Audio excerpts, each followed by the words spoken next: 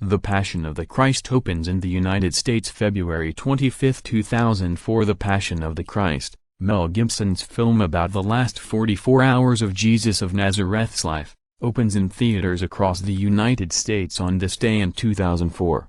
Not coincidentally, the day was Ash Wednesday, the start of the Catholic season of Lent. The star of action-packed blockbusters like the Lethal Weapon series and Braveheart, Gibson was earning more than $20 million per movie at the time he decided to direct The Passion of the Christ, for which he received no cash compensation. Largely based on the 18th century diaries of Saint Anne Catherine Emmerich, the film was a true labor of love for Gibson, who later told Time magazine that he had a deep need to tell this story broken bar the Gospels tell you what basically happened. I want to know what really went down. He scouted locations in Italy himself, and had the script translated from English into Aramaic, thought to be Jesus' first language, and Latin by a Jesuit scholar. Gibson's original intention was to show the Passion of the Christ without subtitles, in an attempt to transcend the language barriers with visual storytelling, as he later explained, with dialogue entirely in Latin,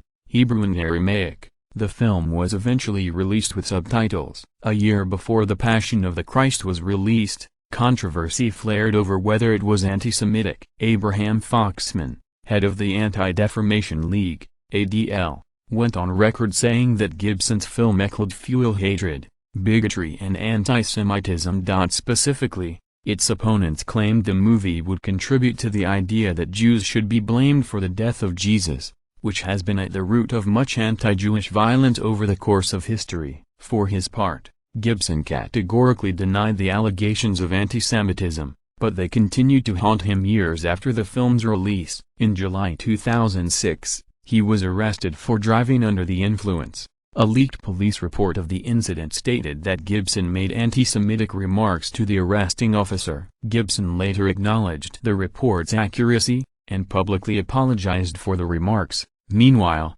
Christian critics of the film's story pointed to its departure from the New Testament and its reliance on works other than the Bible, such as Emmerich's diaries. Gibson, who put millions of his own money into the project, initially had trouble finding a distributor for the film. Eventually, Newmarket Films signed on to release it in the United States. Upon its debut in February 2004, The Passion of the Christ surprised many by becoming a huge hit at the box office. It also continued to fuel the fires of controversy, earning harsh criticism for its extreme violence and gore. Much of the film focuses on the brutal beating of Jesus prior to his crucifixion, which many saw as overkill. The film critic Roger Ebert called The Passion of the Christ the most violent film I have ever seen. Gibson's response to similar charges was that such a reaction was intentional. In an interview with Diane Sawyer, he claimed, "I wanted it to be shocking, and I wanted it to be extreme broken bar, so that they see the enormity